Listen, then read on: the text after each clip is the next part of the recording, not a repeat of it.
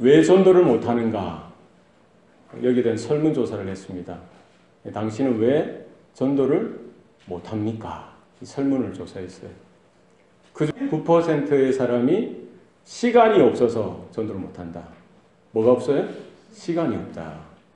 14%의 사람이 평소에 본을 보이는 삶을 살지 못했기 때문에 전도를 못한다. 26%가 어떻게 말해야 될지 몰라서, 전도하는 법을 몰라서 전도 못한다라고 했습니다. 근데 51%가 답한 것이 두려워서 전도를 못한다. 우리가 주목해야 될 부분은 51%. 우리 성도들 중에 대다수가 여기에 해당할 수 있죠. 왜 전도를 못한다는 거예요? 시간도 있고 또 뭐를 전해야 될지 전도의 내용도 아는데 또 바르게 살고 믿음으로 살려고 애쓰는 그런 모습이 있죠. 그런데도 뭐 때문에 못한다는 거예요? 두렵기 때문에. 두려운 마음 때문에 전도를 못한다는 거예요. 직장에서 친구야 예수 믿자. 예수 믿으세요. 이 말 한마디가 어려운 거예요. 왜 그렇습니까? 두려운 마음이 있어요. 내가 전했는데, 전도를 했는데, 예수님을 소개했는데 저 사람이 과연 뭐라고 반응할지, 저 사람이 나를 어떻게 생각할지, 나에 대해서 오해하지는 않을까. 또 전도를 했는데 차갑게 거절을 한다든지 냉담하게 거절하면 또 내 마음에 상처가 되는 거예요. 그런 두려움이 있어요. 전도를 하는 것 자체보다는 이 관계에 있어서 아는 사람이든 모르는 사람이든 우리 용기 있게 이렇게 전달하면 되는데 그게 어려운 거예요. 저 사람이 나를 어떻게 보는가, 나를 어떻게 생각할까, 여기 두려운 마음이 있더라는 겁니다. 사실은 내 안에 믿음이 있으면은 이 믿음이 나타나야 하는 거예요. 그렇지 않습니까? 우리가 땅에 사과씨를 심었으면 뭐가 나야 되는 거예요? 세월이 지나면은 싹이 나고 줄기가 나고 이게 나무로서 이렇게 커져가서 결국은 사과를 맺어야 되는 거예요. 배에 씨를 심었으면 결국 이게 싹이 나고 자라나서 시간이 좀 걸리겠죠. 그럼 배에 그 열매를 맺는 겁니다. 하나님께서 우리 안에 믿음, 겨자씨 하나일 만한 믿음을 심겨주셨으면요, 이것이 숨길 수가 없는 거예요. 감출 수가 없습니다. 어느 부분은 어느 일정한 시간에는 감출 수 있겠지만 이제 시간이 지나면 이게 보여지게 돼 있는 거예요. 우리의 말이나 생각, 우리의 행동, 내 성품, 인격, 여러 가지 분위기, 내 나를 통해서 이 믿음이 나타나고 드러날 수밖에 없다는 겁니다. 이것이 말이든 또 섬김이든 희생이든 헌신이든 우리가 복음을 전하고 복음을 드러내고 또 하나님의 나라에 대해서 분명하게 말할 수 있는 이런 모습들이 우리 가운데 있어야 합니다. 그래서 우리의 신앙의 삶이 무엇이 부족하냐? 하나님 나라를 어떻게 생각하느냐는 거죠. 우리의 삶을 바라보건대, 우리의 인생을 우리가 바라보건대 어떻게 바라봐야 되는 거예요? 하나님 나라의 관점으로 바라볼 수 있어야 돼요. 우리의 부르심은 이 땅에서 잘 먹고 잘 사는 거기에 대한 부르심이 아니라 우리의 부르심은 어디에? 하나님 나라를 향한, 하나님 나라를 기다리는 성도로서 하나님의 자녀로서의 부르심이 우리 가운데 있는 줄로 여러분 믿으시길 바랍니다. 하나님의 나라의 관점으로 봐야죠.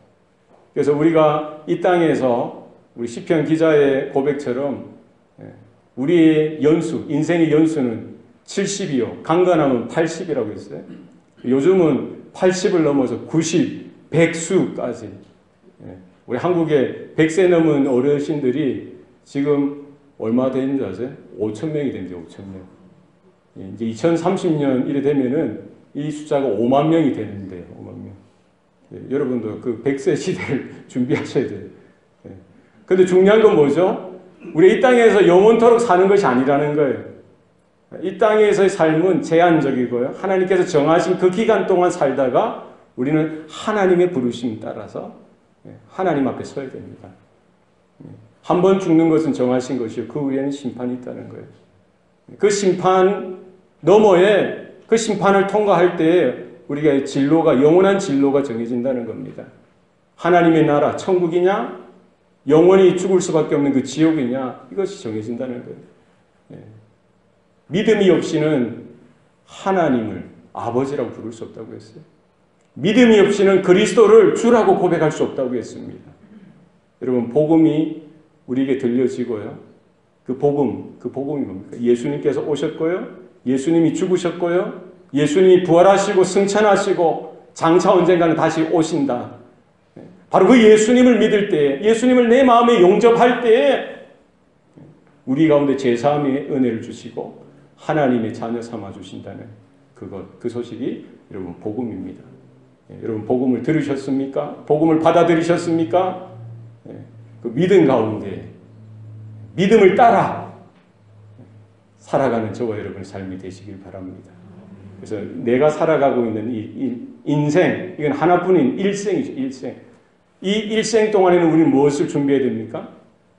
영생을 준비해요. 영원한 삶을 준비하고 하나님 나라를 준비하는 자가 여러분 지혜로운 자인 줄로 여러분 기억하셔야 됩니다. 세월은 금방 지나가요. 벌써 지금 2월, 3월 이제 다 돼가지 않습니까? 예. 저는 아직 10대 티네이저 같은데 벌써 지금 40대 후반이래요? 안 믿으시나 봐요.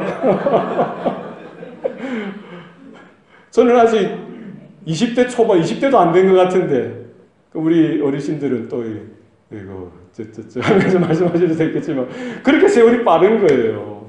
예? 이 세상, 이 세월은 지나갑니다. 지나가게 돼 있어요. 마치 터널을 지나가듯이. 한번 들어가면 나올 때가 있는 거예요.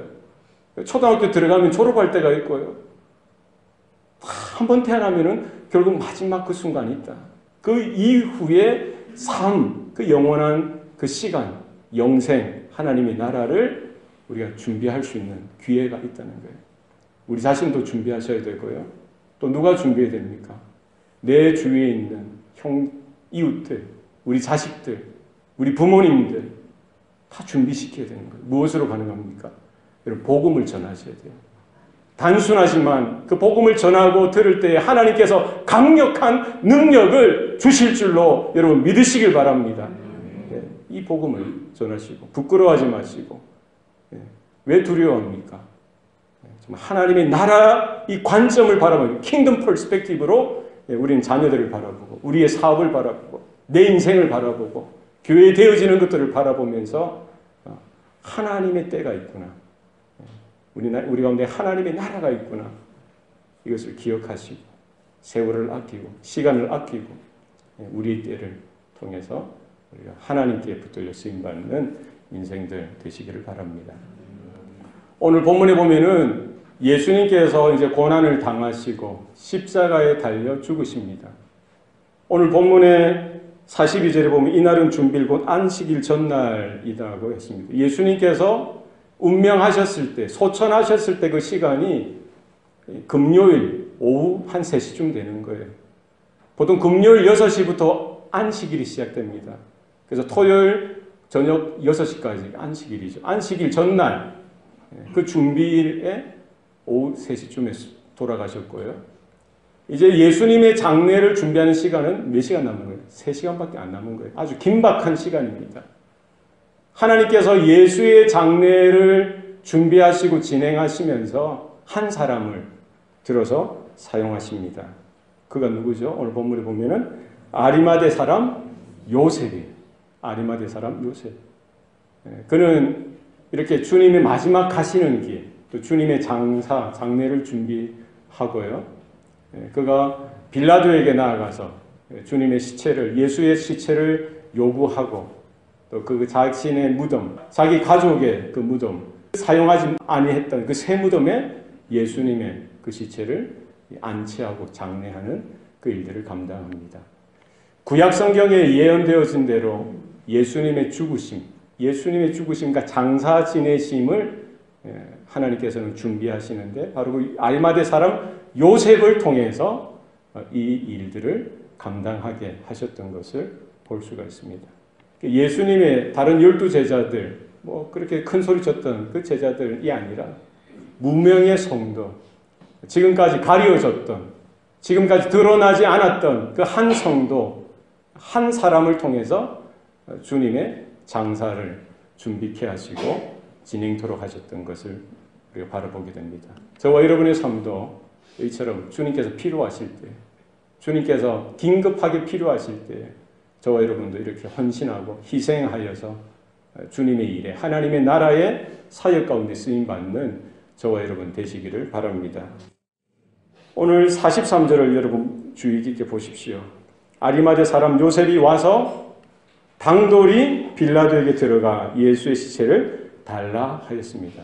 여기 본문에 보면은 우리가 주의 깊게 봐야 될 단어 하나가 나옵니다. 어떤 단어인 것 같아요? 어떤 단어? 당돌이. 예, 여러분 국어 실력이 좋은 것 같아요. 당돌하게. 예. 당돌하다는 건 뭡니까? 당돌. 예.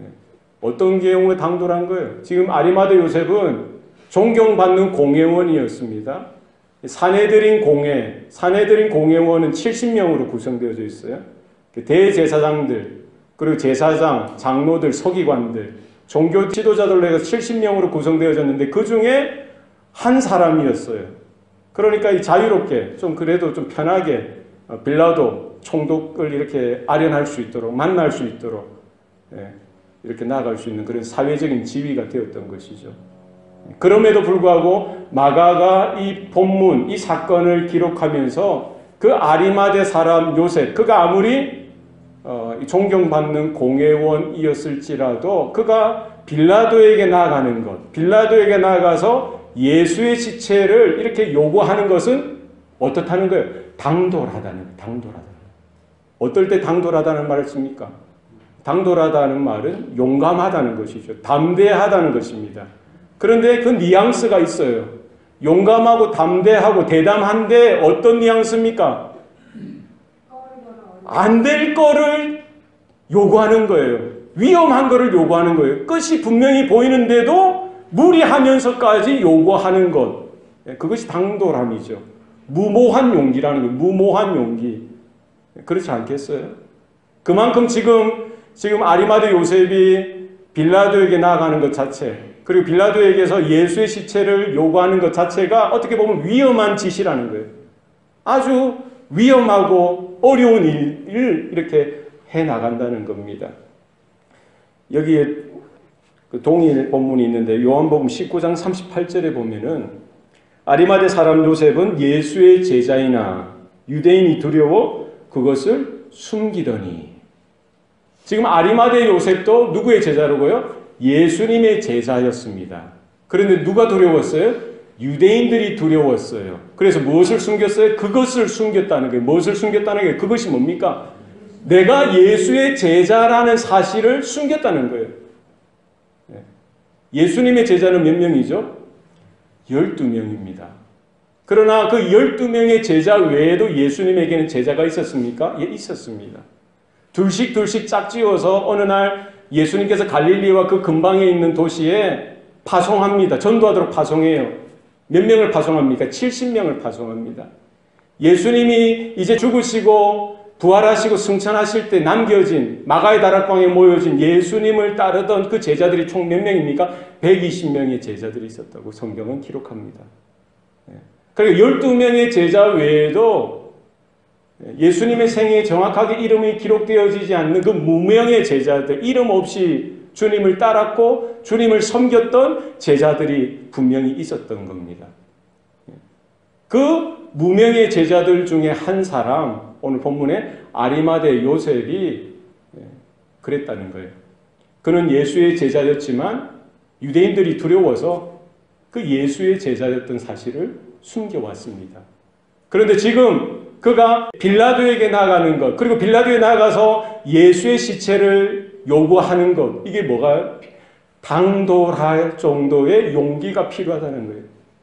무모할 정도의 용기가 필요하다는 겁니다. 아리마대 요셉 입장에서는 이것이 뭡니까? 큰 용기가 필요한 거예요.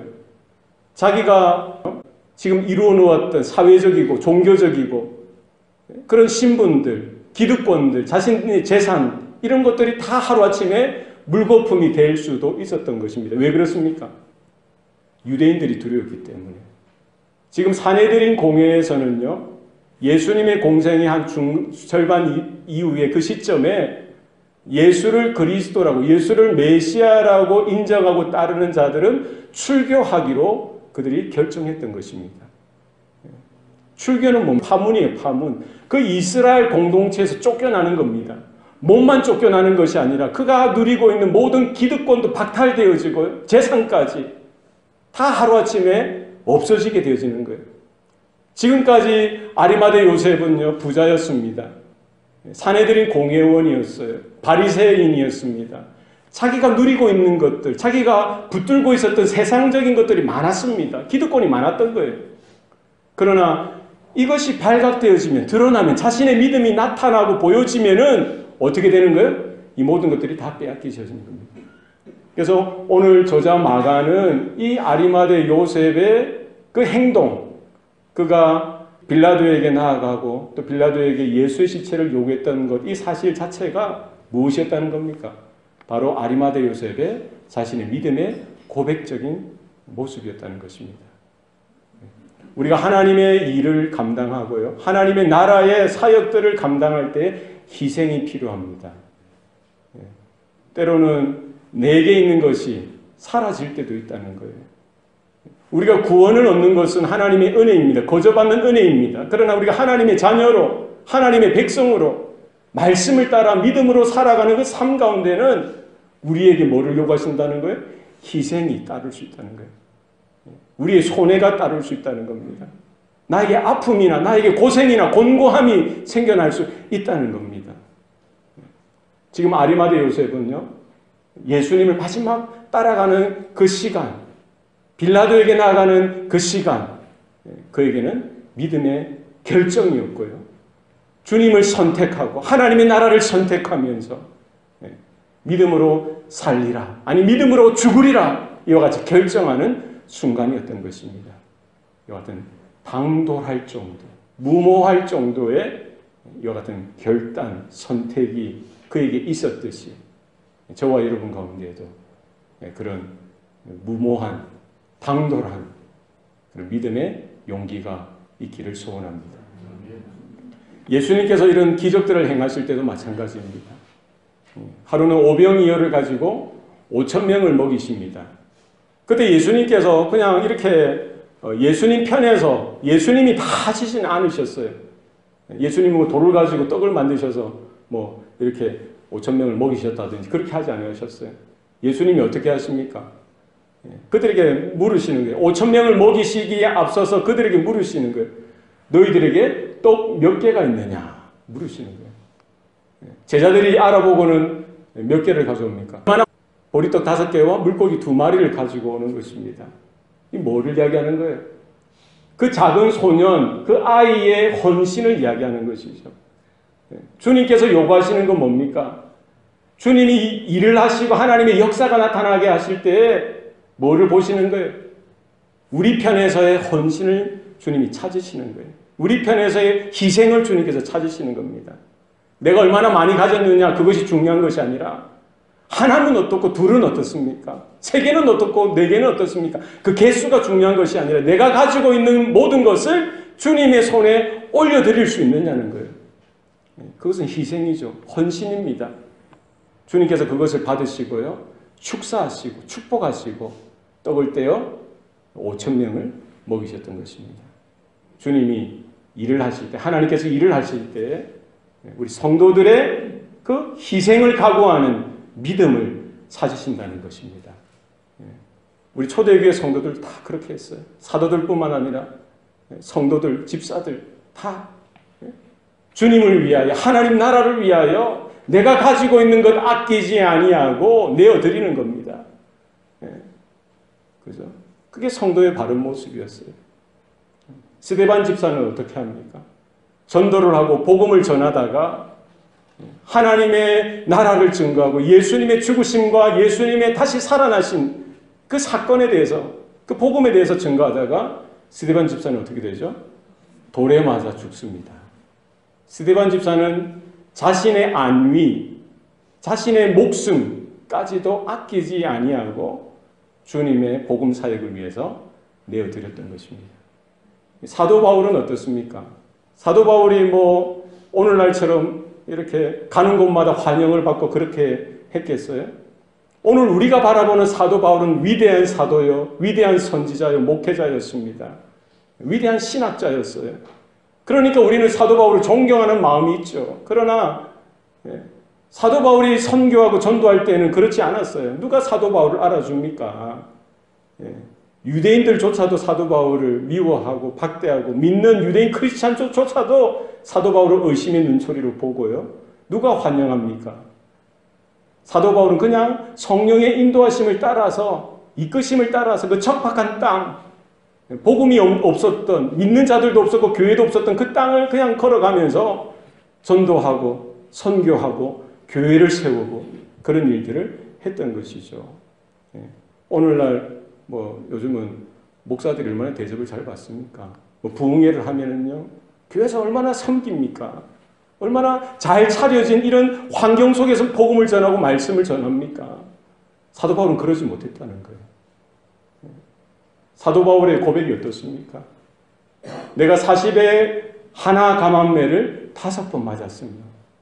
돌로 1번 맞았고 태형으로 3번 맞았고 3번 파선을 당하여 시릴야를 그 깊음 속에 있었으며 강도의 위험과 동적의 위험과 광야의 위험 가운데 처했으며 여러 날 자지도 못했고 또 여러 번 굶기도 하였다라고 고백하는 것입니다.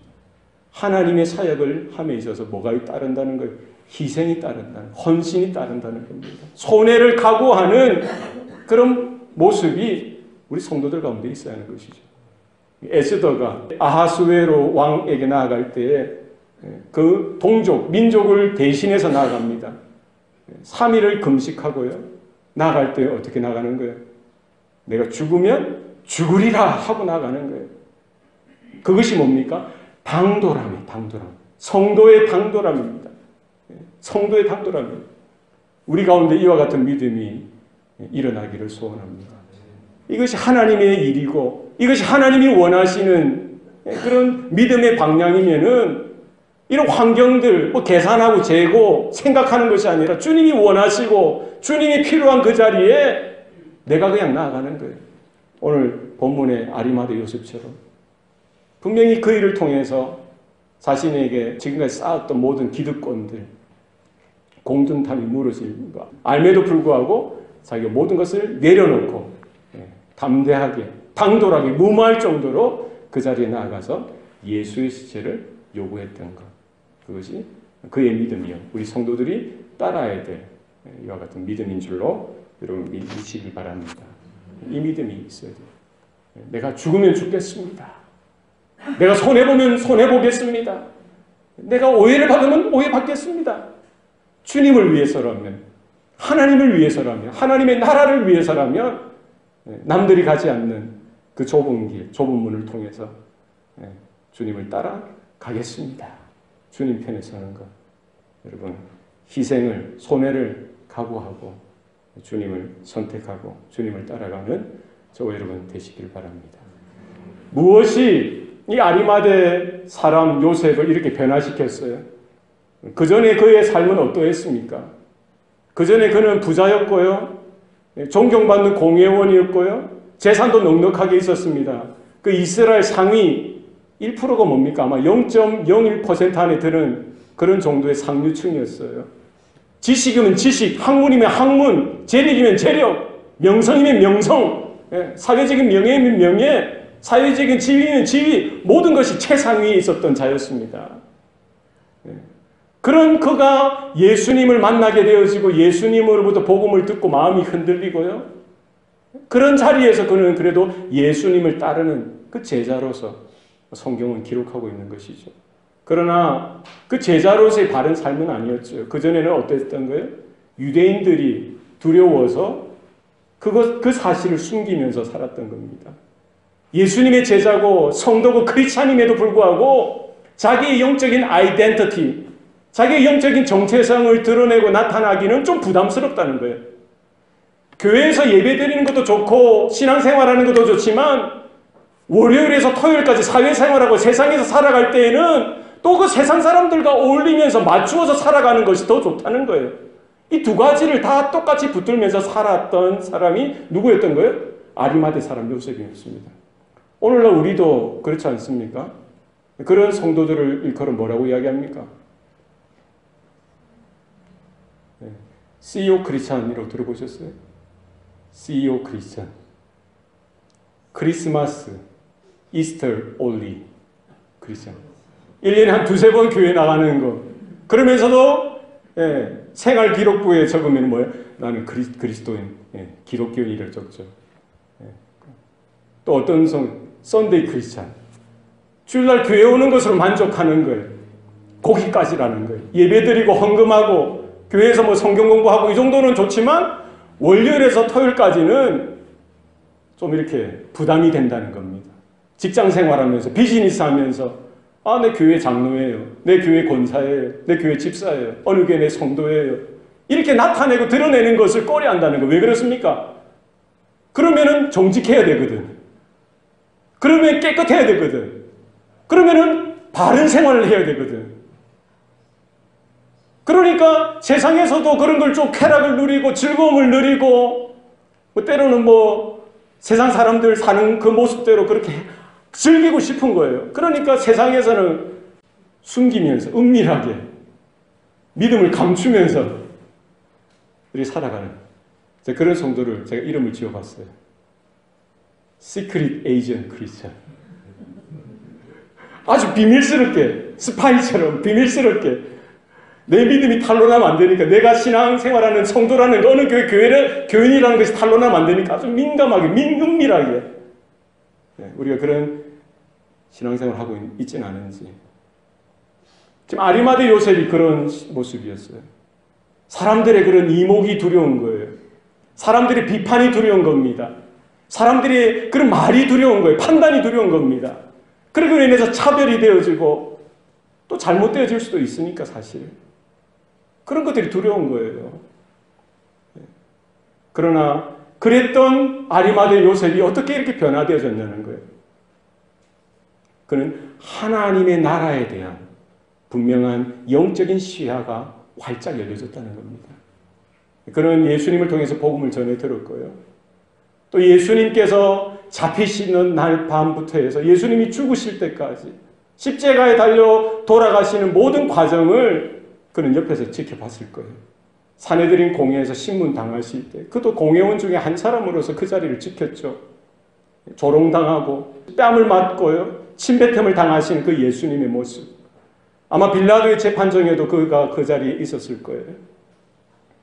그리고 로마 군병들에게 조롱을 당하시고 옷벗김을 당하시고 채찍 맞으시고 이런 모든 순환과 고난 가운데 그가 옆에 있었던 겁니다. 주님이 그 골고다를 올라가실 때에도 그 멀찍이 아마 따라갔겠죠. 주님이 십자가에 달리시는 그 순간 그 모든 못자국의 소리를 다 들었어요. 주님이 죽어가시면서 십자가 위에서 내뱉으셨던 그 가상칠언, 아버지여 저들의 죄를 용서하여 주시옵소서. 자기들이 무슨 짓을 하는지 그들이 알지 못하나이다. 그 예수님의 소리를 들었던 거예요. 엘리 엘리 라마 사박다니, 아버지여 아버지여 왜 나를 버리시나이까. 이 음성을 들었어요. 아버지여 내 영혼을 아버지 손에 맡기나이다. 다 이루었다 하시면서 운명하시는 그 예수님의 모습을 그는 보았습니다. 그때 날이 어두워지고요. 흑암이 어둠이 온 세상에 덮이고요. 땅에 지진이 일어나고요. 성소의 그 휘장이 위에서부터 아래로 찢어지는 것. 이 모든 현상들을 아리마대 요셉은 보면서 그가 깨달았던 것이 뭡니까? 바로 그가 하나님의 아들 메시아이시구나. 바로 그를 통해서 구약성경이 예언했던 하나님의 나라가 임하게 될 것을 그는 알았던 겁니다.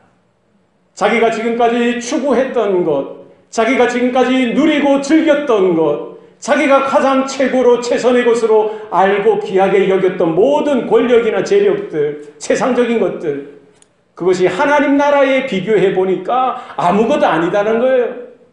내가 지금까지 가졌던 그 가치관, 세계관, 이런 것들이 하루아침에 변화되어지는 겁니다. 하나님 나라 그 영원한 가치에 두고 보니까 내가 이렇게 붙들면서 떨며 살았던 것, 이거 사라지면 어떡하나, 이거 잃어버리면 어떡하나 했던 모든 것들이 주님의 십자가 앞에서, 주님의 죽으심 앞에서 하나님 나라에 대한 분명한 가치관이 새로워지고요, 하나님의 나라에 대한 분명한 안목이 열려지니까 그 사람이 바뀌어지는 거예요. 유대인이 두려웠고 로마 군인들이 그 빌라도의 그 권세가 두려웠던 그가 더 이상 두려운 것이 아닌 겁니다. 하나님의 은혜가 임하고 그 안에 믿음의 놀라운 역사가 나타나니까요, 어떻게 되는 거예요? 당당해지는 거예요. 세상적인 관점에서는 어떻게 보면 당돌한, 무모할 정도 그런 믿음이, 담대함이 있는 거예요. 그런 믿음은 구약의 여러 우리 믿음의 선배들이 다 가졌던 거예요. 에스더가 가졌죠. 다니엘이 가졌습니다. 이사야가 가졌어요. 엘리야가 가졌습니다. 창을 들이대고 칼을 들이대고요, 사자굴에 던져놓고요, 유황불에 던져놓어도 눈 하나 깜짝하지 않는 겁니다. 그들에게 무슨 차이가 있는 겁니까? 하나님 나라에 대한 눈이 활짝 열려진 겁니다. 여러분, 우리 안에 이와 같은 영안이 활짝 열렸으면 좋겠습니다.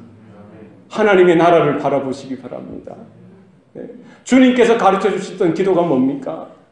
하나님 우리 아버지여, 이름이 거룩히 여김을 받으시오며, 그 다음에 기도가 뭐죠? 나라가 임하옵시며. 어떤 나라가 임하는 겁니까? 하나님의 나라가 이 자리에 임하기를 원한다는 거예요.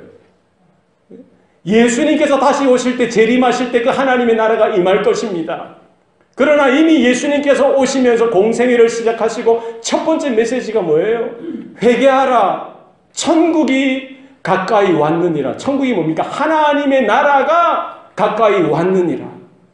예수님께서는 그 하나님의 나라를 보여주시기 위해서, 하나님의 나라 가운데 하나님의 백성들을 채우시기 위해서 그 고난에게, 십자가에게, 거기에서 살이 찢어지고요, 그 보배로운 피가 흘려지는, 그래서 죽게 되어지는 그 일을 마다하지 아니하시고 주님이 걸어가셨던 것을 오늘 아리마대 요셉이 바로 바라보고 진리 가운데 깨닫게 되어진 것이죠.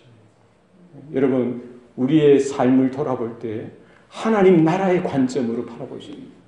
우리가 80, 90, 100세를 사는 것 얼마나 귀한 겁니까?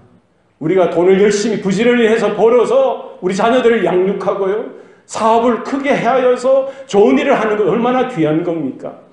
그러나 이것을 세상적인, 세상 나라의 관점으로 바라보면서 세상 사람들이 하는 것처럼 해서는 안 된다는 거예요. 우리는 하나님 나라의 관점을 통해서 킹덤 퍼스펙티브를 바라보면서 우리의 관점이 다른 거예요. 우리가 땀을 흘리고 열심히 공부하고 일하고 선한 일을 하는 것, 이 모든 일들이 뭐예요? 하나님 나라의 관점을 통해서 바라보고 영혼을 준비하고 하나님 나라를 준비하는 믿음으로 우리가 그 자리에 서야 될 줄로 믿습니다. 좀 하나님 나라의 관점, 우리에게 맡겨주신 일생을 우리가 돌아보고 믿음으로 감당하는 저와 여러분 되시기를 바랍니다. 오늘 본문에 보면은 아리마대 요셉이 이제 빌라도에게 예수의 시체를 건네받습니다. 그 세마포를 사서 예수를 십자가에서 내려서 세마포로 쌓습니다. 그리고 바위에 판 무덤에 이렇게 넣어서 예수님을 매장하죠. 무엇으로 삽니까? 세마포로. 세마포는 자기 집에 있는 세마포를 가지고 온 것도 아니고요, 쓰던 세마포를 가지고 온 것도 아닙니다. 아리마대 요셉은 어떻게 했어요? 새로운 세마포, 새 세마포를 구입해서 그걸 써가지고 예수님의 몸을 싸서 아직도 아무도 장사 지낸 바 없는 새 무덤, 자기를 위해서 준비했던 그 무덤, 그 새 무덤을 예수님에게 드리는 것이죠. 예수님을 거기에다 모셔 드리는 것을 볼 수가 있습니다. 이것이 아리마대 요셉의 믿음을 우리는 발견할 수 있는 것이죠.